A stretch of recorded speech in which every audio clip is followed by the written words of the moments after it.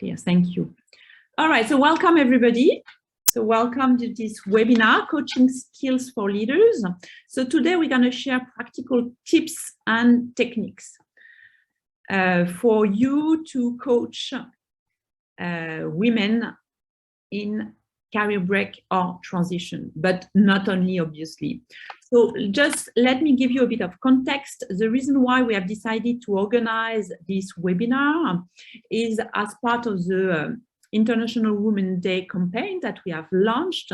We have received many requests from leaders and, okay, how should I coach those ladies? Do you have any tips, techniques? And that's the reason why we have organized this webinar. So thank you all for participating to this campaign. We are very happy. We have been able to pair more than 100 women, thanks to you guys. So big thank you. We really want to help those ladies, and we hope it will be impactful.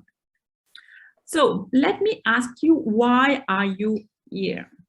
Okay, and I'm going to share why we're here and what are your expectations for today. Feel free to share in the chat. What do you expect?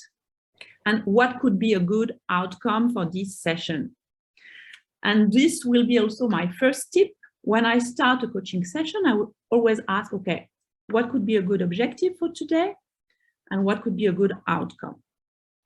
How about you guys? What do you expect, if anything? All right, feel free to share in the chat. Please to join, okay, thank you. Guidance and framework, definitely. Okay. Practices, new things, sure. All right, so this is, we're gonna cover, we're gonna share many tips and techniques for you to coach your coaches with impact.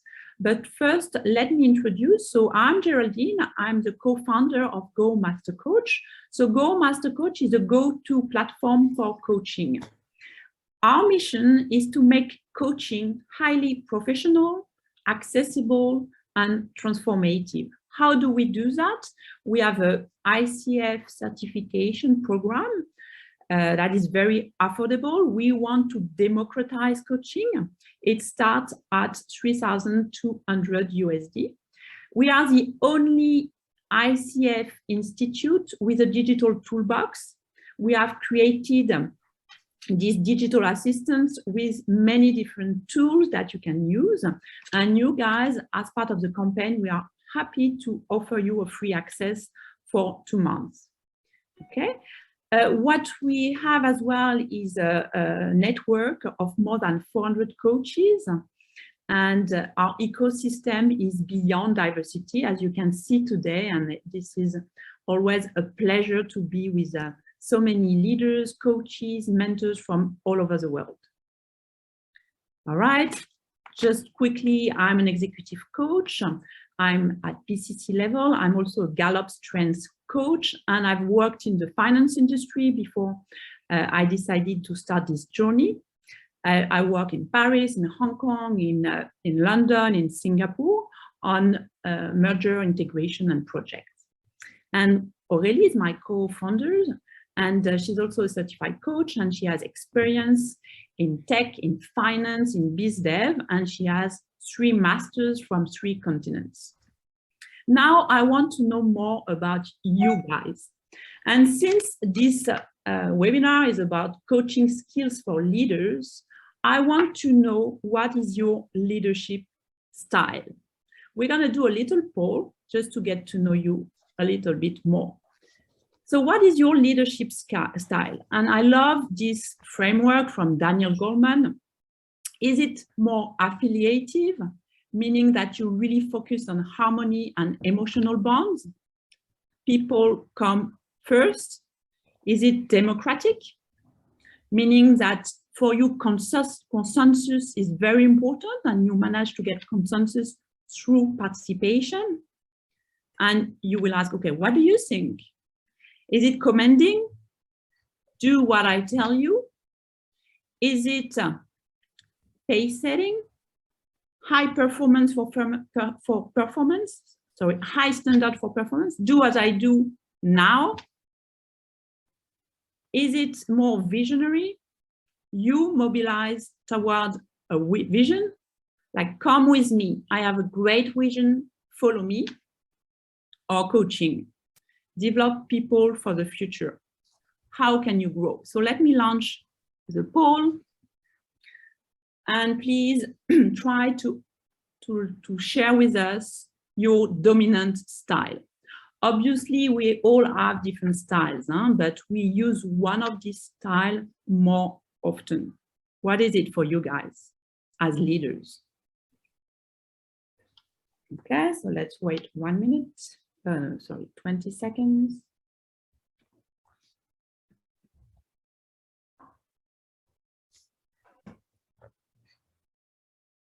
Okay, let me share the results. So today we have more visionary leaders. Can you see the results? Yes.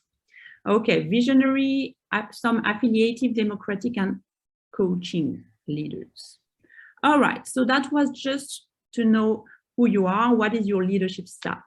And whatever your leadership style is, many surveys have shown that coaching is a top skill for leaders. And this is what we're going to share today.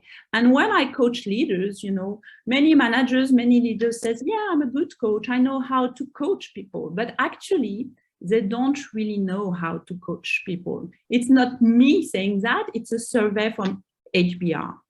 People think they know how to coach, but they don't really coach. So what is coaching? Do you know, guys? Let's start from the very beginning. Is it 1, 2, 3, or 4? Is it about asking questions to solve problems? What do you think? Share in the chat. Is it about asking questions to find solutions? Is it about telling? Is it about, so what is it? Share in the chat. Is it 1, 2, 3, or 4? Okay, let's see. Number 2, yes. Okay, so just to be clear, it's very important to start from the very beginning and to understand what coaching is and what it is not. Coaching is really about asking people, helping people to find their own solutions. And very often people, leaders, think coaching is mentoring. Coaching is not mentoring. Coaching is not about telling people what they have to do. It's really about empowering them to find their solution. So it's very important that we start with clear understanding on what coaching is and what it is not. Consulting is about solving a problem, finding solutions. Okay? And counseling obviously is more focused on the past, on the problems to feel better in the present. So now, as a leader, you guys are used to coach, to mentor, and to consult. And that's totally okay. You have to juggle different roles. My question to you is, when should a leader coach? And we're going to discuss about that today, and I'm going to share some tips to have a meaningful conversation with your coachee or mentee. So the difference is, okay, so when should I coach? When should I mentor? Or when should I do something else? So coaching can be extremely impactful when someone struggles with confidence, focus, motivation, drive. You don't want to coach when someone needs to develop technical skills. Coaching is not the best answer. And sometimes it's not very clear. This can help you. When should I coach as a leader? When should I do something else? When should I manage, mentor? So coaching is really good, great, very efficient for career development when it's about confidence, motivation, influence. And again, you don't want to coach for technical challenges when it's about market knowledge, product, market issues. Okay, should I coach or should I not coach? Can you read this conversation and tell me what is red and what is blue? Is it coaching, mentoring? What is it? So let's say this is someone, you know, okay, you know, Emma, when I was in your position, I needed to develop more perseverance and resilience. That shift helped me a lot. How do you think you could become more resilient? Any idea, guys? So red is mentoring, blue is coaching. And it's okay to have a blended approach, all right? So when you will coach the ladies, the women, please do not hesitate to have a blended approach. All right, so let's look at the practical tips and techniques. How to coach as a leader. So you have to shift 5 things. The first one is to move from mentoring to coaching. Second is to move from instructions to conversation. Third is to shift from telling to asking. Fourth, from speaking to listening. And fifth, from weaknesses to strengths. First one is from mentoring to coaching. We are born to solve problems.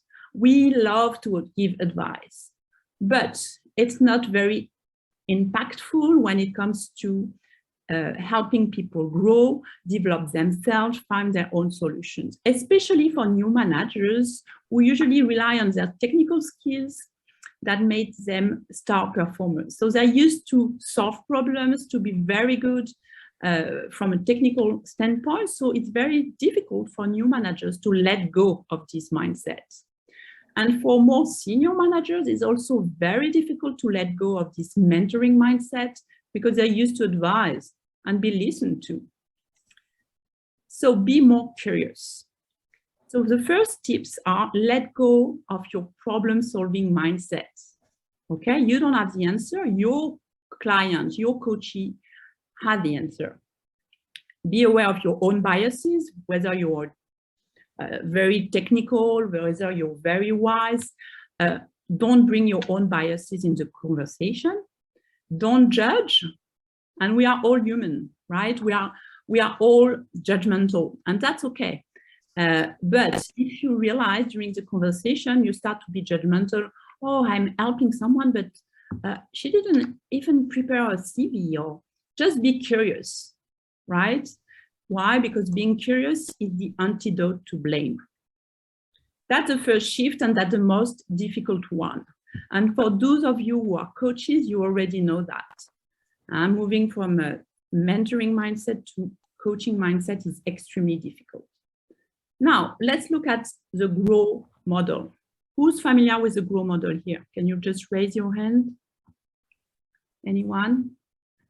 Okay, so I'm going to share about the most powerful, simple coaching model. All right, for those of you who live in Singapore, you can open your Grab and we're going to go on a journey together. And the GROW model, and you will understand the GROW model. So the first thing you're asked when you open your Grab, it's like Uber, where would you like to go? What is your objective? This is a goal, okay? Second thing, what are you asked? Where are you? What is your reality? So let's say I want to go to the business district because I want to find a job, so I feel I need to go there. So my goal will be, okay, go to the business district. Where am I now? At home, I don't have to work, I'm at home. Reality. What's next? Options. You have to choose. There's many, you don't have to choose yet, you have many options. You need to understand all the options. Okay, here you can pick a premium or just Grab. Or you know what? Actually, you can do something else. Maybe you can walk.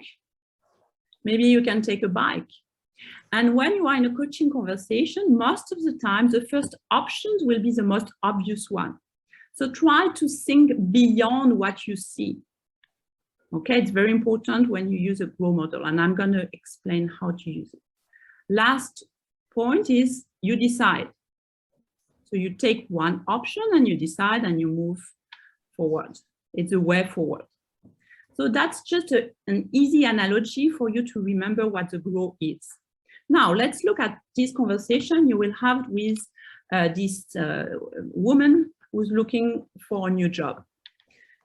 The way you should start the conversation is really, okay, What would you like to discuss today? What do you want?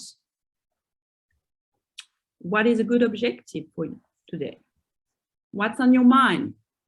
So your job as a leader, as a coach is really to help your client, your coachee define what they want. And just don't stop to the objective, the goal. It's great, but try to narrow down to the outcome. What could be a good outcome for this session?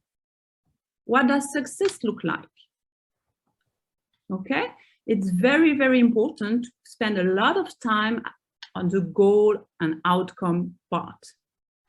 Usually in 1 hour session, I would spend, let's say, 15, 20 minutes on the goal. If you define properly the goal, you will see it will be much more impactful. Then you move to the reality. Okay, so let's say the goal is I want to find a new job in the finance industry. My outcome for this coaching session would be to have a plan for the next 3 months to start my search. Okay, now, where are you now? What have you done so far? Those are the questions you can ask when you reach the reality stage. Where are you? So I've prepared my CV, but I'm a bit lost. I don't know so many people, you know, and I'm not so confident. It's been 2 years that I've not worked. This is my reality. As a coach, you need to ask, okay, what are you afraid of? What are your strengths? What could you, what have you done? You know, all those questions to explore the reality, the values, the strengths, the beliefs. Now you move to the option stage. What could be good questions at this stage? It could be, what could you do? What else? And again, you need to really brainstorm at this stage. It's not about the quality of the answer, it's about the quantity. Okay? And your job at the O stage is to identify options, but also obstacles. And my favorite question is, what else? Or what if? This is the O stage. Now let's move to the very important one, the W, the way forward. So now your coachee needs to define an action plan, okay? Don't leave your coachee in the middle of the conversation, okay? Ask them, okay, now based on what you've said, what would you like to do? What do you commit to do? By when? How motivated are you to do what you just shared? Okay, you can even use a scaling technique. If I ask you, how motivated are you from 1 to 10? What would it be now? And from my experience, if it's below 8, you should not stop the conversation here, and you should challenge your client. There's something that you have not explored, and there's a barrier. So this is a GROW model. So my tips for the GROW model is stay flexible. It's okay, you can do G, R, go back to the G, jump to the O, and then the W. That's okay. Spend a lot of time on the first part of the GROW model, 50% of the conversation, I would say, at least. Okay, and while you have this conversation, don't forget to reflect, to summarize, to clarify, to reframe. Your first job is to be a mirror. Okay, so you're telling me that you're a bit lost at the moment, that you're not confident. How do you feel right now? You know, just summarize what you have just said. It will help a lot. So this is a GROW model. It's a very, very useful model that you can use this when you coach, but you can use that in any conversation. And sometime in 15-minute conversation, you can have a huge impact with this model. Okay, so let's move. Any questions, comments so far? Now let's move to the third shift, from telling to asking. So let me ask you, what is a powerful question? What is a powerful question? Do you know what I've just did? I've just hijacked your brain. By asking a question, I have hijacked your brain. What do I mean by that? Is when you ask a question to someone, what happens is all your brain focus on finding the answer. You go and pull information from everywhere and you try to find your answer and you think more. So please ask questions. It's very, very impactful. And when your brain hears a question, it triggers a reflex called instinctive elaboration, and you can't do anything else. You can focus only on finding the answer. It's extremely powerful and it helps you to create new connection, to reflect and to grow. So please don't rob your clients, your coachee, of the chance to do their own thinking by telling them what to do. When it's appropriate, sometimes it's better to give the solutions, obviously, in certain situations, or if you have the technical knowledge. But ask questions. Now, it's not about any kind of questions, right? So let's do a little quiz. I want you to tell me, and please use the chat if you will, are those questions powerful? So let's start. What motivates you? And you can just put a Y or N for yes and no in the chat. What motivates you? Is it a powerful question? Yes or no? Yes, Catherine. Yes. What are your strengths? Powerful or not? Yes. Are you happy with the results? Powerful or not? Okay, it's not powerful. Why is it not powerful? Because it's a yes-no question. So avoid the yes-no questions. Can your team become more innovative? Yes or no? No, definitely not. Can be a bit judgmental. What's on your mind? Of course it is. Very powerful. Why did you do that? Okay, and this one, there's no alignment, there's no consensus. So let me share with you. Why did you do that? So why did you do that? This can be seen as a bit inquisitive, and it can create defensive reactions. So try to avoid the why. Okay, so why is it can really create defensive reaction and people will justify themselves. So try to avoid the why questions unless it's about motivation. Why is it important for you? This is a good question. Why did you do that? It doesn't create the right reaction, so avoid that. What does success look like? Yes or no? That's my favorite one. I ask it all the time, every single coaching session, sometimes 2-3 times. My coachees are a bit annoyed with this one. Is there any alternatives? Yes or no? What do you guys think?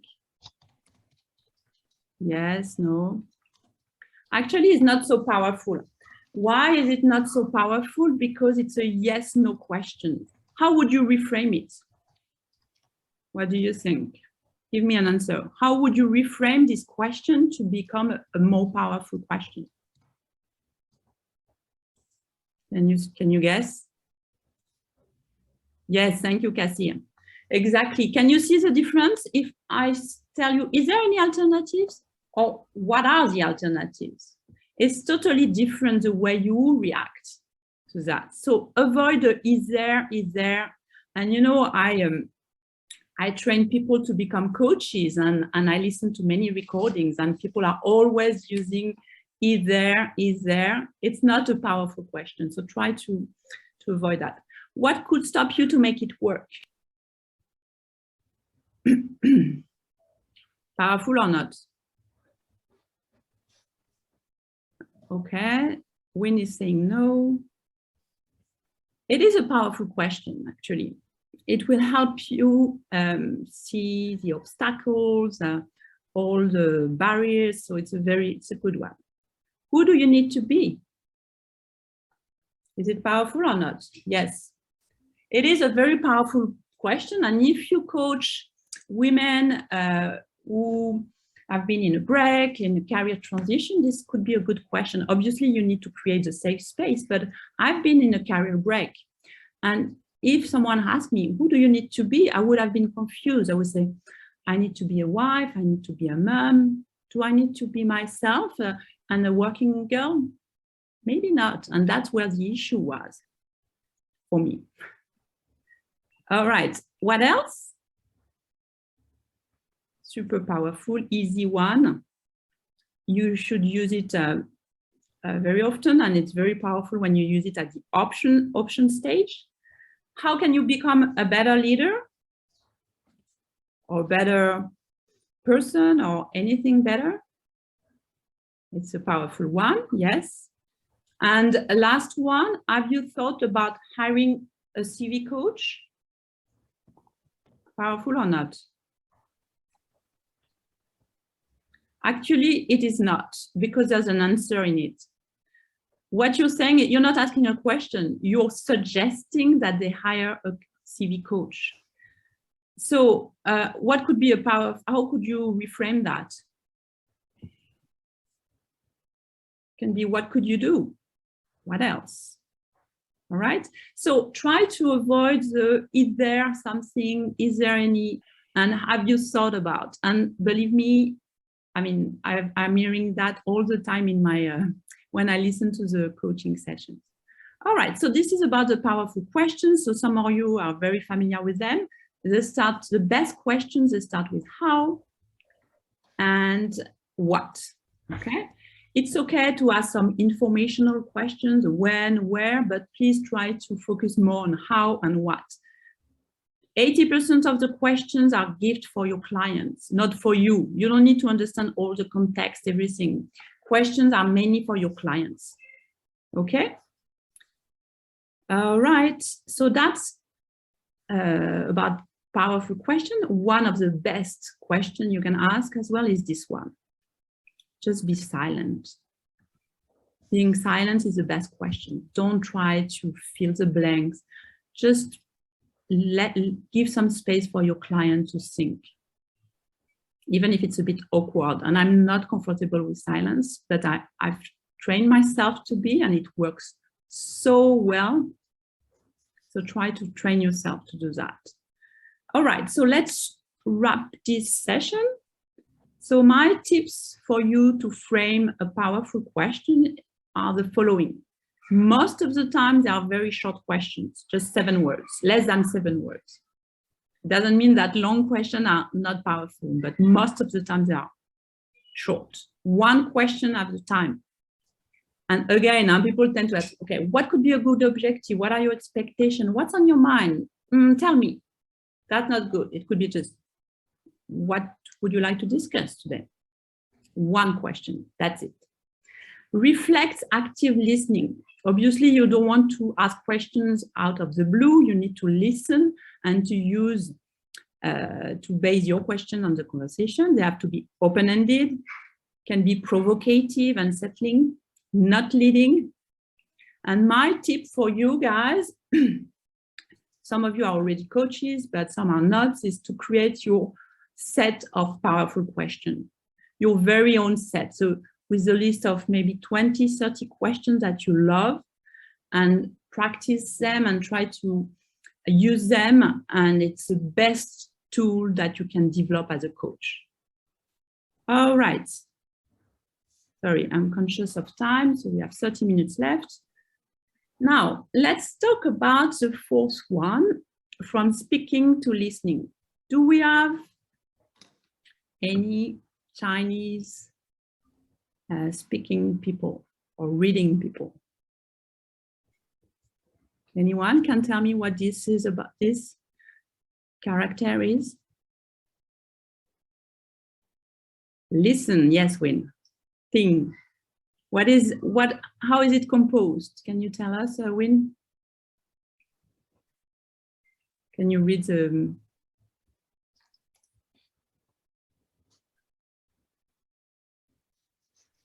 Okay, I'm gonna share that.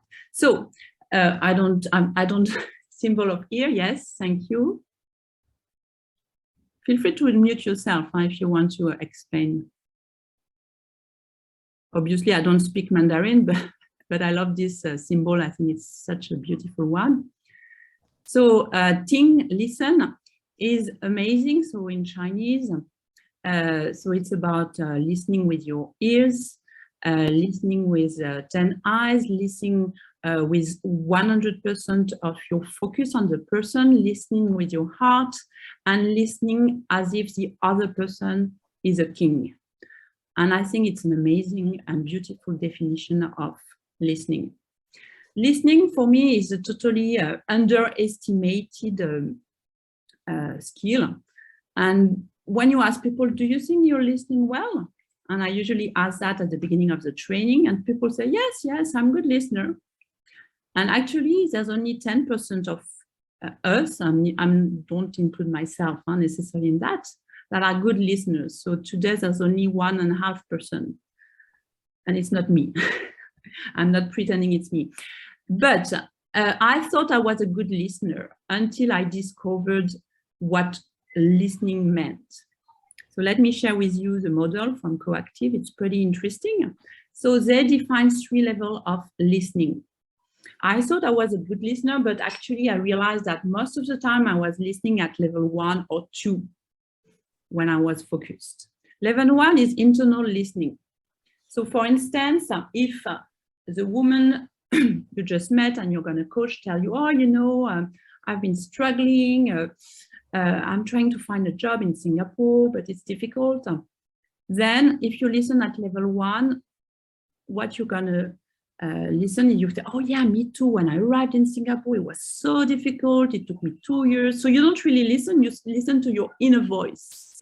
Okay, it's listen to speak, and you wait to say, oh yeah, you know, me too. Actually, it happened exactly the same. So you don't want to listen at level 1. Level 2 is when you're very focused. So you focus to the other person. You listen to ear. It's like when you have a date, right? I really listen to you. Okay, and level 3 is called global listening. Listen to understand. You focus with all your senses. It's not a sharp focus, it's more a soft focus. Let's have a look. Let me give you some examples. It will be easier to understand. So listen at level 1 is, so this lady is telling her colleague, oh, you know, I will tell my manager that I deserve a raise. I think I've done a great year. The lady listen at level 1 and say, oh yeah, me too. I will ask 10% raise. This is level 1. Please avoid that. Unfortunately, most of the time, the small talks we listen at level 1. That's a pity because we are missing the real good information. Level 2 is when you really focus on the other person. There's a good level of empathy. It shows, okay, I have time for you. Most of the time when you coach someone, you need to be at least at level 2. And it requires a bit of practice, but the best quality of listening is at level 3 when you're really, really fully present. You listen with your gut. You can feel the vibes, the emotion, the energy. So let me ask you, what do you need to move from level 1 to level 2? What do you think? Any idea, guys?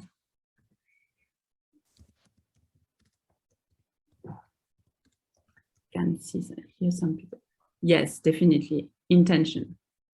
Exactly. Attention to intention is really about you motivate yourself. That's it. That's only what is needed. Thank you, Nafis. How about level 2 to level 3?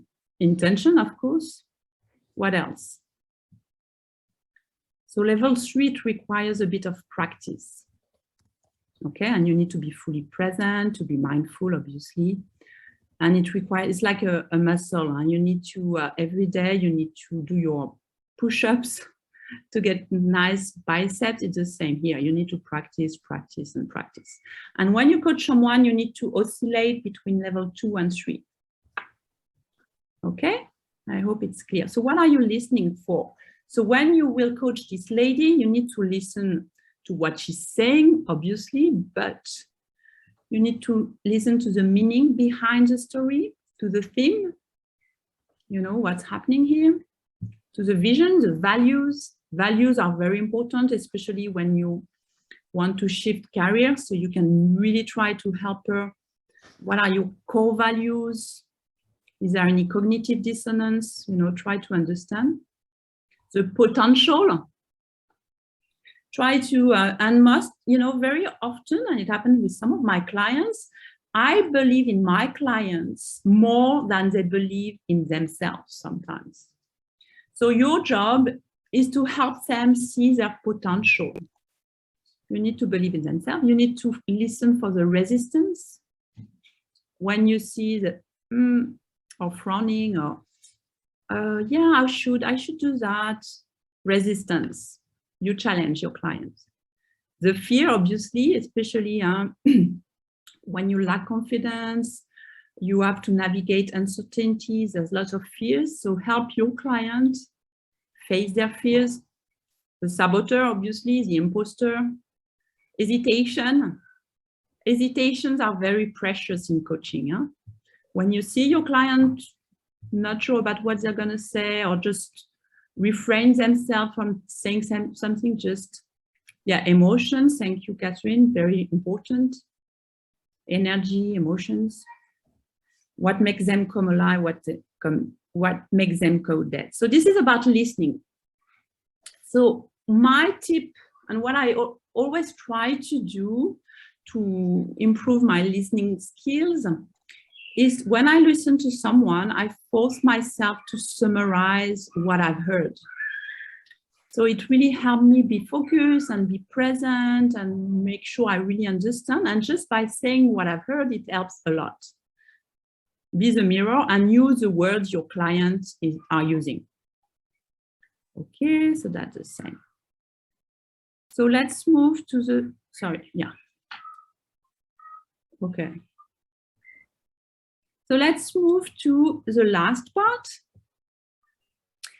And after this part, I will do a short demo of the coaching toolbox if you guys want to use it. Huh? So last part is very important one. It's from weaknesses to strengths. It has been a game changer for me. What I want you to do now, please, guys, if you want to get the most out of this workshop, I want you to be fully engaged. So draw a star. Can you draw a star on your paper, on your iPad, whatever you're using? So please draw a star. And I want you to identify your 5 strengths. 5 strengths. They are the edge of the star. And also maybe some weaknesses of yours.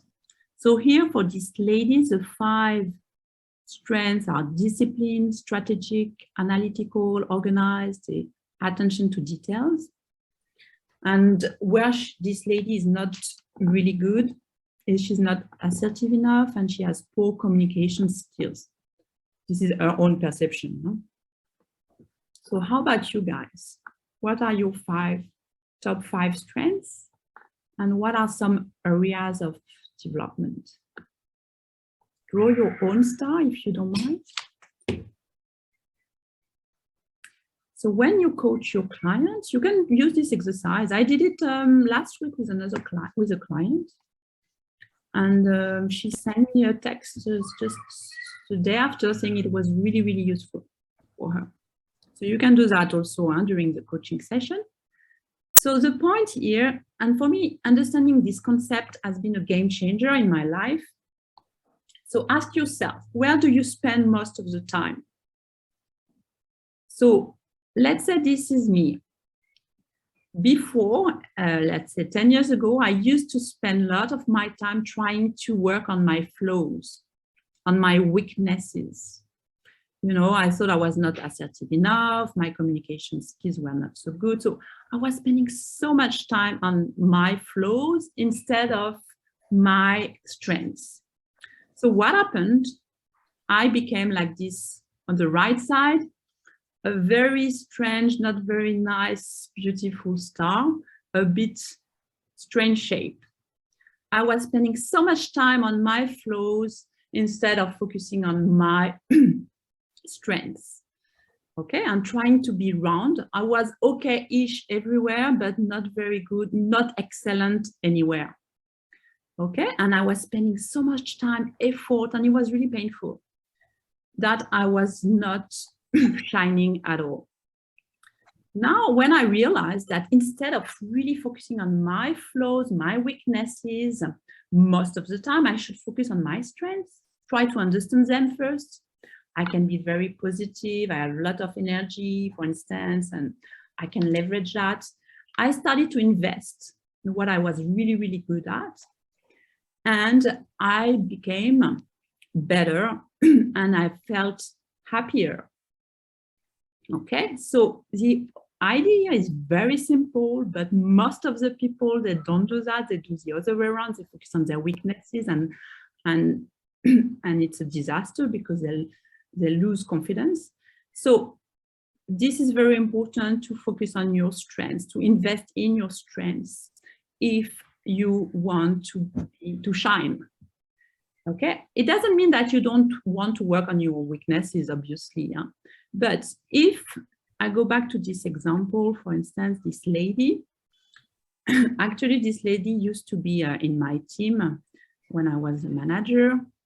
And, you know, she was really good, very disciplined, great attention to detail. She was in charge of creating reporting for a financial broker and communicating that to the traders.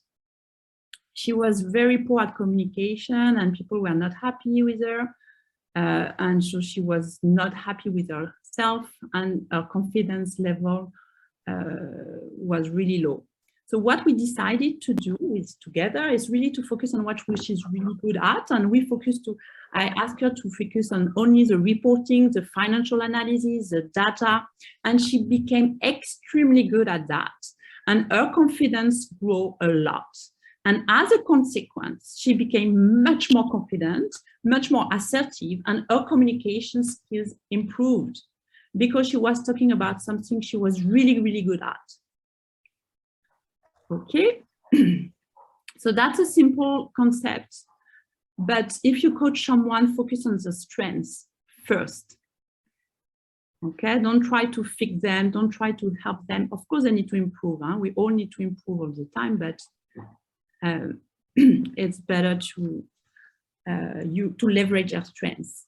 As an individual, we need to be sharp. As a team, we need to be well-rounded. Okay, so if you coach people that lack some skills, it's always better to team up with people who have the complementary skills. All right. Some tips, so focus on strengths first when you coach someone. And some people, they don't even know their strengths, actually. Yeah? So what you can do to help them is to help them reverse engineer successes. Let me do that with you just right now. I want you to think about one of your key success in the past 6 months. One key success in the past 6 months. Write it down. What was it for you guys? It can be anything, from personal to professional. What was it? And this is something you can do with your coachee.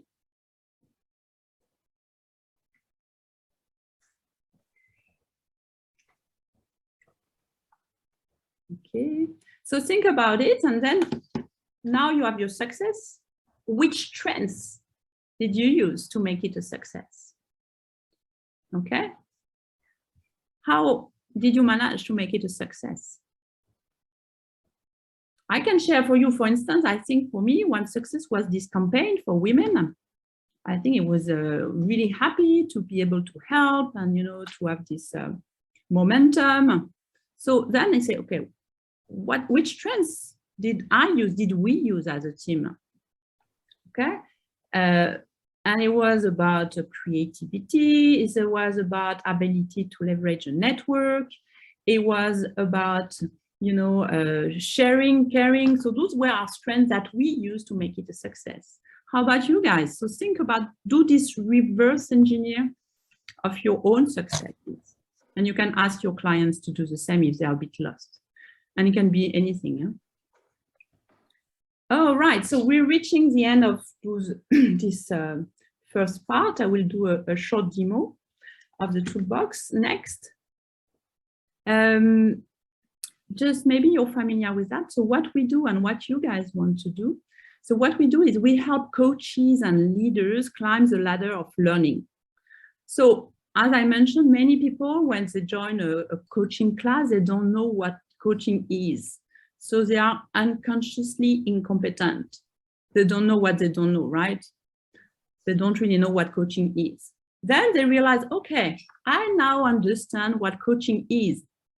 They become aware that they don't really have this skill, actually.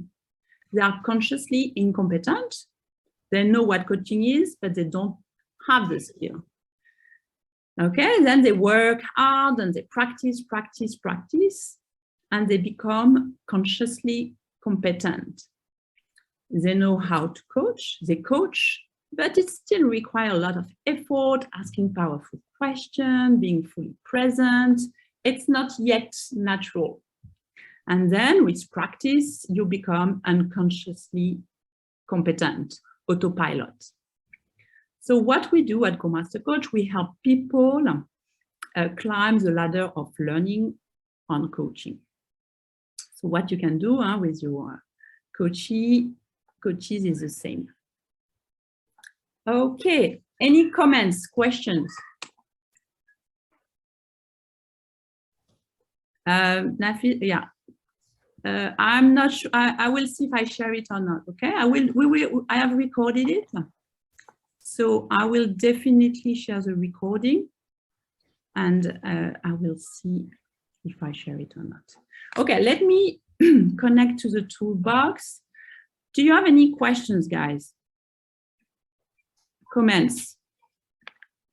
And just feel free. We are a small group, so you can unmute yourself. So let's just do a roundtable before I share. What is your key takeaway, please? And I will share about the toolbox after. Can you share one key takeaway from today's session? If any, yeah, obviously. And I'm connecting to the app as we talk. Yeah. Okay, log out.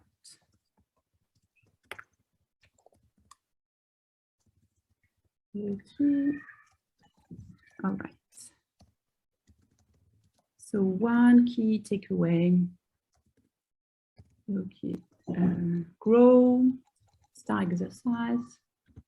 Okay. Fundamental concept, strengths. Okay. All right. It's always good to ask. And when you close, the way you close your coaching session, please ask, okay, what was useful? What is your feedback? It's very, very important. Now, let me share my screen. And as I mentioned earlier, for you guys who volunteer to participate to the campaign, we are more than happy to give you free access to the toolbox if it can help you and your coaches. So we have developed this toolbox because when we started as coaches with Aurélie, we realized that we were using lots of links, assessment, Word document. It was all over the place. So we decided to centralize everything in one place. Okay, so let's look at this. So Emma Jackson, this is a demo account. So let's say I'm Emma Jackson, I'm a coach. Let's look at my clients. There are no real clients, obviously. I don't want to breach any confidentiality. So what should you do first? You need to create a new client profile. So you need to invite a client. So this is what you can do. You can enter the email of your new client, your coachee, the lady you want to coach, phone number. If it's pro bono, obviously put 0. And you can decide to use a template that we have created or no agreement, or just your own coaching agreement, and you have to copy and paste. And then you send the invite and your client will receive an email. Okay, so now let's look at Yin Ying. So Yin Ying is, let's imagine is a client. This is what you will see. So what is your goal? Let's say find a new job. You can write the goal here. Number of sessions here. You can schedule a new session here. Okay, it is synced with your own calendar, which is very convenient. Okay, and you can send Ying some tools. All right. So any kind of tool. Let me show you the tools that we have developed that you can use. So let's focus. For instance, this lady is looking for a job. You can send the wheel of job search. All right. Wheel of job search is like the wheel of life. For those of you who know the wheel of life, it's a circle with 8 dimensions. Do you know, are you clear about your professional goals, values, competencies? Where is your CV, LinkedIn, pitch, interview, networking? So you can send that before your session. So at least you will have a bit of an idea of where your client is. This is what you will get. So for this client, where is the biggest gap? It's about values alignment. So this, yeah, question? No. Any question or not? Okay. So for this person, you send that before the first session, you will receive the report, your client will receive the same report, and you can see that this person is very good at networking, interview shouldn't be an issue, but this person is not clear on where she wants to go and feels that her values are not aligned. So it helps with the discussion. All right. Let me show you some other tools that you can use. You can use some personality assessment, the DISC. You can use MBTI equivalent here.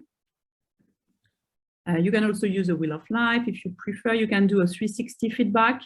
If you coach the women for more than one session, I would strongly advise to use a 360 feedback. And you can ask the lady to send it to family, friends, former colleagues, to have a diverse panel of people, and it's a great confidence boost. Okay, so let's go back to my clients, Ying. So if you want to share a tool with Ying, you just add plus.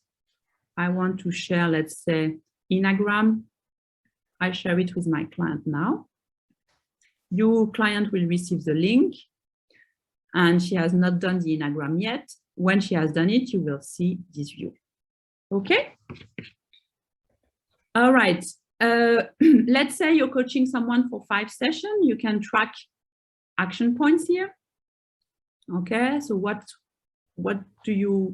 is your client willing to do with clear target dates? You can add some notes if you want. You can share those notes, or you can keep them private just for yourself. And you can also, if for instance, your client has done a CV and want to share with you, your client can upload the files here. Okay, so that's the main functionalities of this toolbox. You can also look at your calendar. You can use all those tools for yourself. I always tell my the trainees, you are your first client. As a coach, your first client is you. You need to go through the process. You need to know yourself very well. So you need to test everything on yourself. So you can do self-coaching. You can create programs as well. So let's say, for instance, you have decided to coach 5 ladies on career coaching. You can create a career coaching program and use the same program for all of them. And that's it. I'm going to just share. This is a certification that we have developed, the online version. So we have an online certification program, and we have an in-person certification program in Singapore. If you join the online certification program, you will get access to this platform as well, and you can pick and choose the courses that you like. So for instance, tomorrow we have one on limiting beliefs. Those are live classes. Huh? So it's three times a week at 5 p.m. Singapore time. Yeah, and this is the platform you can join. All right, and if you want to become an ICF coach, this is how you can become an ICF coach. All right, do we have any question on the platform itself? Comments?